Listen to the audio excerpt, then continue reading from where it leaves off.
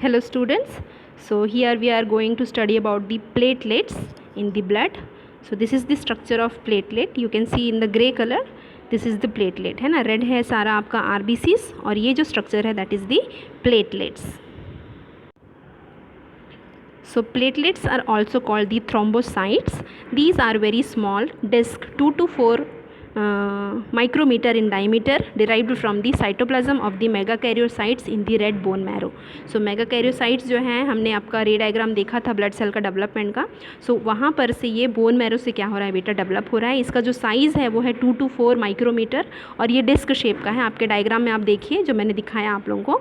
Although they have no nucleus, इसके अंदर में न्यूक्लियस नहीं होता है. There cytoplasm is packed with granules containing a variety of substances that promote blood clotting which causes hemostasis. So आपका जो platelets होता है एग्जैक्टली इनका न्यूक्लियस तो नहीं होता, बट इनका जो साइटोप्लाज्म होता है उसमें ग्रैन्यूल्स भरे होते हैं जिसमें वैरायटी ऑफ सब्सटेंसेस रहते हैं. और ये जो सब्सटेंसेस होते हैं एग्जैक्टली ब्लड क्लॉटिंग में, जिसको हम लोग हीमोस्टैसिस बोलते हैं, उसमें ये हेल्प करते हैं. That is the cessation of bleeding, है ना. Now the normal blood platelet count is between 200 into 109 per liter and 350 into 109 per liter. So exactly आपका 2 लाख से 3,50,000 पर क्यूबिक mm जो है आपका नॉर्मल ब्लड प्लेटलेट काउंट होता है एक हेल्दी अडल्ट का. The mechanism that regulates platelet numbers are not fully understood but the hormone thrombopoietin from the liver stimulates the platelet production. So आपका जो प्लेटलेट का प्रोडक्शन है एग्जैक्टली कौन से हार्मोन के स्टिमुलेशन से होता है, थ्रोम्बोपोएटिन. और ये जो हार्मोन है लीवर से प्रोड्यूस होता है बेटा.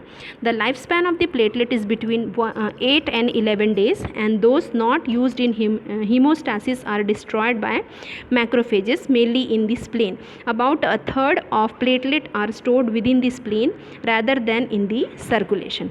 So आपका लाइफ स्पैन जो है 8 से 11 दिन है इसका. और एग्जैक्टली जो हीमोस्टैसिस में यूज़ नहीं हुए हैं वो आपके मैक्रोफेजेस के द्वारा क्या हो जाते हैं, डिस्ट्रॉय हो जाते हैं स्प्लीन में. अबाउट 1/3 ऑफ द प्लेटलेट है वो आपके स्प्लीन में स्टोर्ड रहता है रादर देन दी सर्कुलेशन. जब इमरजेंसी सिचुएशन होती है, जैसे कहीं पर कट हो गया, यहाँ पर कहीं पर ब्लीडिंग हो रहा है, सो उस जगह पे हीमोस्टैसिस करने के लिए, ब्लड को स्टॉप करने के लिए ये प्लेटलेट जो स्टोर हुए हैं वो क्या हो जाते हैं, आपका रिलीज़ हो जाते हैं. Okay. Now what is hemostasis. So hemostasis पढ़ेंगे हमने, जिसको हम लोग सीजेशन ऑफ ब्लीडिंग भी बोलते हैं. When a blood vessel is damage, loss of blood is stopped and healing occurs in a series of overlapping process in which platelets play a vital part.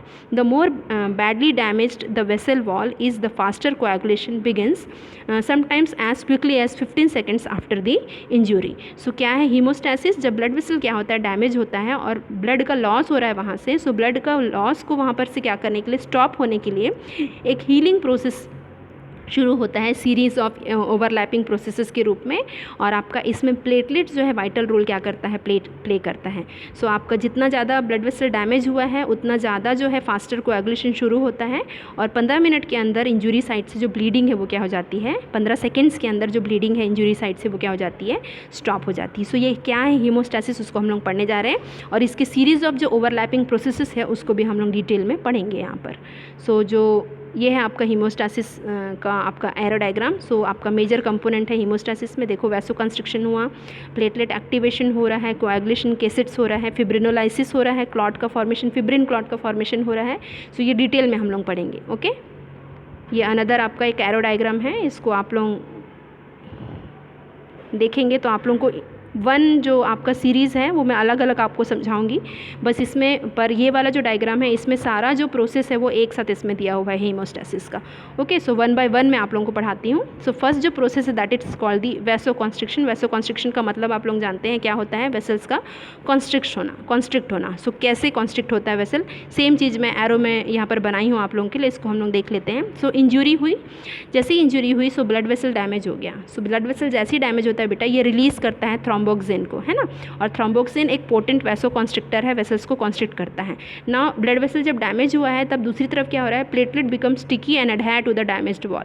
Blood जो platelet है वो sticky हो जाते हैं और डैमेज्ड वॉल से आके adhere हो जाएंगे और ये रिलीज़ करते हैं सीरोटोनिन, जिसका नाम है आपका 5-हाइड्रोक्सीट्रिप्टामाइन. और ये 5-हाइड्रोक्सीट्रिप्टामाइन भी क्या है, वेसो कॉन्स्ट्रिक्टर है. सो आपका थ्रोम्बोक्सिन भी वेसो कॉन्स्ट्रिक्टर है और आपका 5-हाइड्रोक्सीट्रिप्टामाइन भी वेसो कॉन्स्ट्रिक्टर है. सो वेसल्स को क्या करेगा, ये कॉन्स्ट्रिक्ट करेगा और रिड्यूस करेगा और या स्टॉप करेगा ब्लड का फ्लो को इंज्योर एरिया से। जब वेसल्स कॉन्स्ट्रिक्ट हो जाते हैं, सो कॉन्स्ट्रिक्टेड एरिया से ब्लड जो है बाहर ज़्यादा नहीं आ पाएगा। सो दिस इज़ दी वेसो कॉन्स्ट्रिक्शन।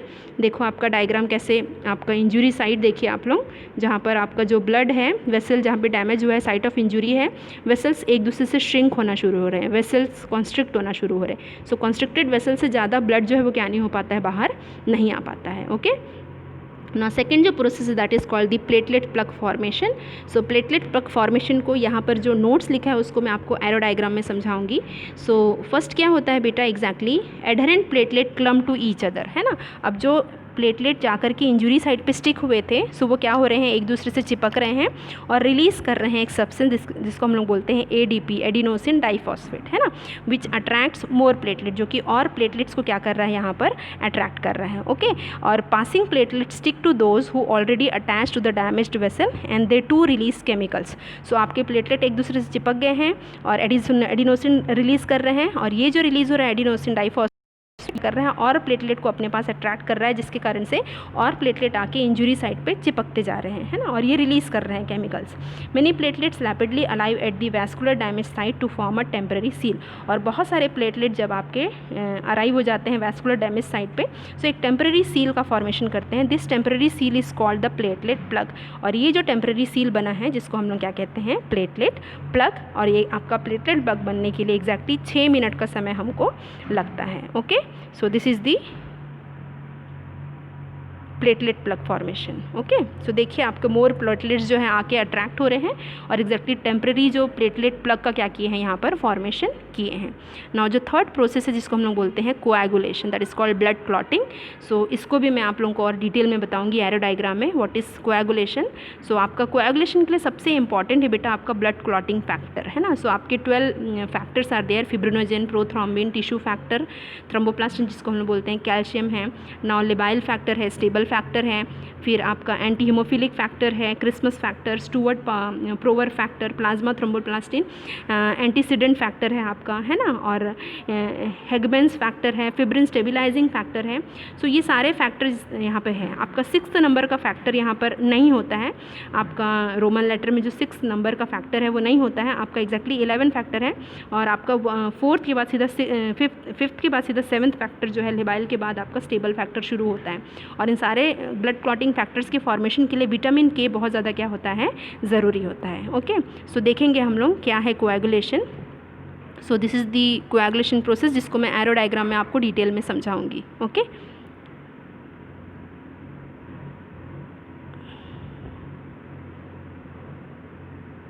सो मैं डिटेल में बताऊंगी आप लोगों को, बस ये आप डायग्राम देख लीजिए। सो हियर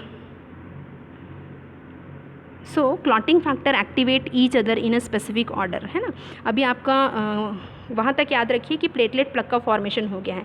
अब प्लेटलेट प्लग के फॉर्मेशन के बाद आपके प्लेटलेट जो है एग्जैक्टली अब दूसरे एक और चीज़ का रोल यहाँ पर आ रहा है, दैट इज़ क्लॉटिंग फैक्टर जो हमने ऊपर पढ़ा। सो क्लॉटिंग फैक्टर जो है एक्टिवेट करते हैं एक दूसरे को और resulting in the formation of prothrombin activator, जो कि प्रोथ्रोम्बिन एक्टिवेटर को क्या करते हैं बेटा, एक्टिवेट करते हैं ना। जो प्रोथ्रोम्बिन एक्टिवेटर है वो एक्टिवेट करता है प्रोथ्रोम्बिन को, और प्रोथ्रोम्बिन है वो एक्टिवेट करता है एंजाइम थ्रोम्बिन को। अब it converts inactive fibrinogen that is factor 1 into soluble thread of fibrin. अब ये जो थ्रोम्बिन फॉर्म हुआ है ये इनएक्टिव फिब्रिनोजेन को, जो कि फैक्टर 1 है ना, उसको किस में कन्वर्ट कर देता है, इनसॉल्युबल फिब्रिन थ्रेड, जिसको हम लोग क्या बोलते हैं, fibrin. Now fibrin let down 3 dimensional mesh work. अब ये जो फिब्रिन फॉर्म हुआ है, थ्रेड बना जो है, वो क्या करता है, फिब्रिनोजेन को ये थ्रोम्बिन ने किस में कन्वर्ट कर दिया है, फिब्रिन में। प्लेटलेट प्लग बन गया, वहाँ तक आप याद रखे हैं। उसके बाद अभी क्या हो रहा है, यहाँ पर क्लॉटिंग फैक्टर एक्टिवेट कर रहे हैं एक दूसरे को, और उसके थ्रू आपका प्रोथ्रोम्बिन एक्टिवेटर आया, ये एक्टिवेट किया प्रोथ्रोम्बिन को और प्रोथ्रोम्बिन एक्टिवेट किया थ्रोम्बिन को।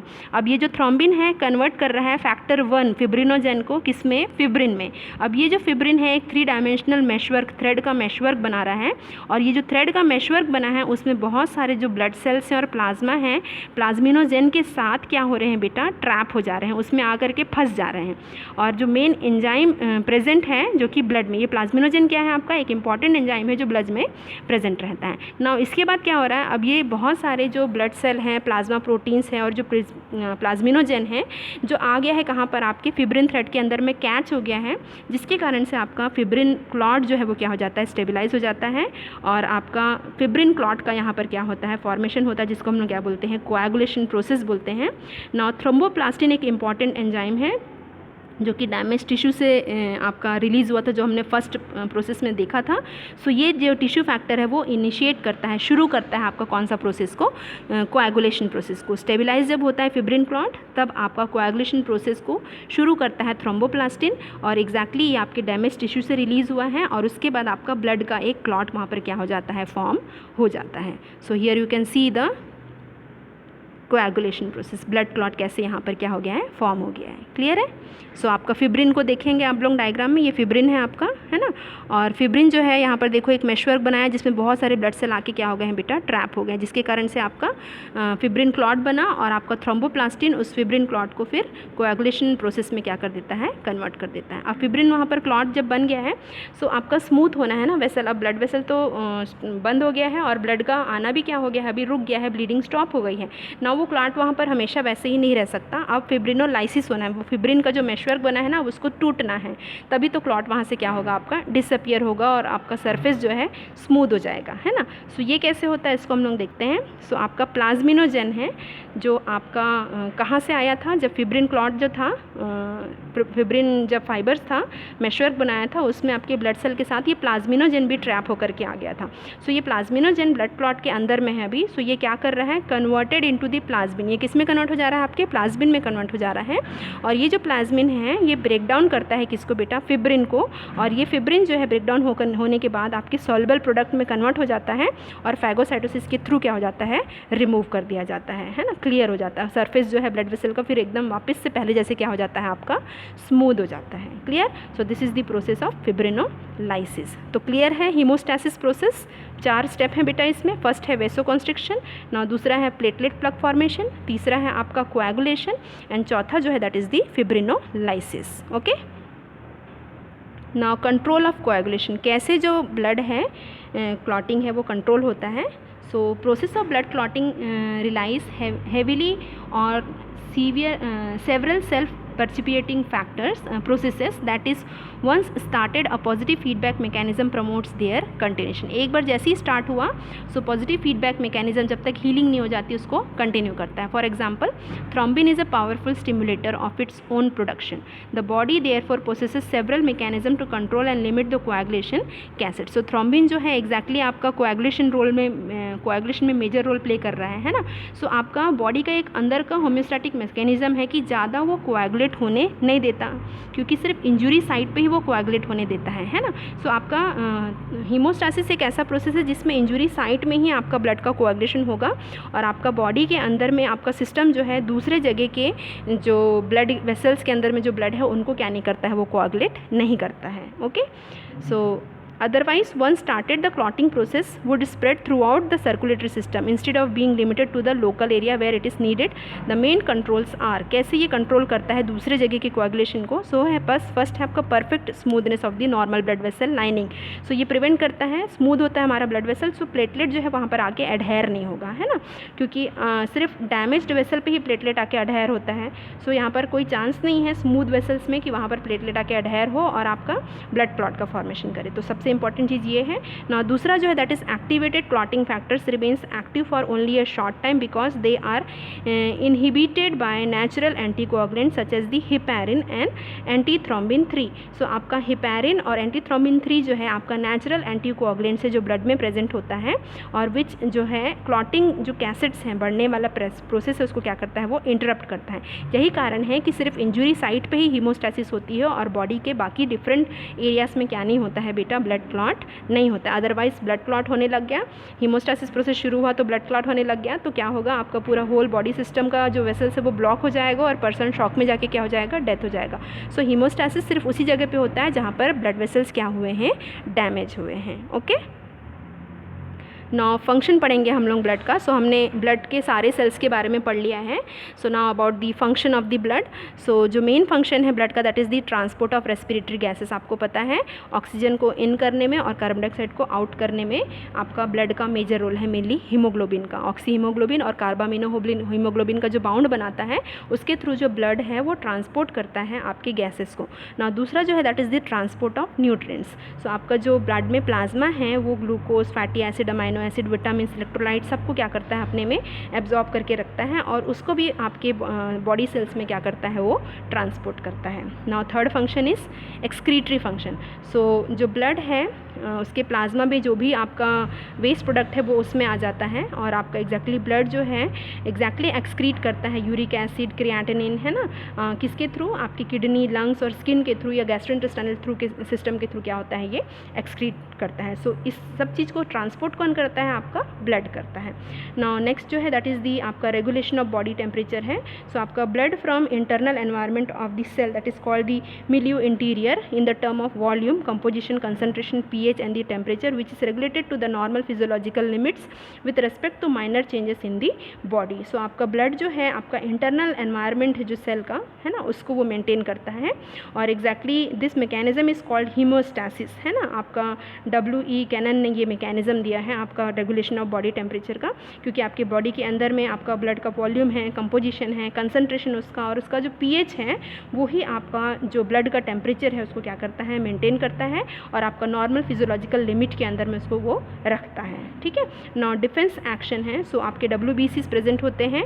सो WBCs मेनली जो डिफेंसिव रोल है वो क्या करते हैं बेटा प्ले करते हैं. Now transport of other substances है. सो अदर सब्सटेंसेस में आता है आपका हार्मोन्स हो गया, विटामिन्स हो गया, एसेंशियल केमिकल्स हो गया, जो वेरियस टिश्यू को ब्लड क्या करता है ट्रांसफ़र करता है. नाउ कोएगुलेशन प्रॉपर्टी है इसका. कोई भी साइड पे अगर इंजरी हुई तो ब्लड क्लॉट को फॉर्म करके क्या करता है वो ब्लड लॉस को प्रिवेंट करता है. नाउ प्लाज्मा प्रोटीन बहुत इंपॉर्टेंट सब्सटेंसेस है वहाँ पर जो एग्जैक्टली ऑस्मोटिक प्रेशर को मेंटेन करते हैं और लार्जर जो मॉलिक्यूल्स हैं उसको ब्लड से बाहर जाने नहीं देते हैं. सो this is the important function of your blood. Okay, so I think you all are clear about the structure and the function of the blood. Hemostasis आपने पढ़ लिया. So this is all about the blood. Okay, thank you and God bless you.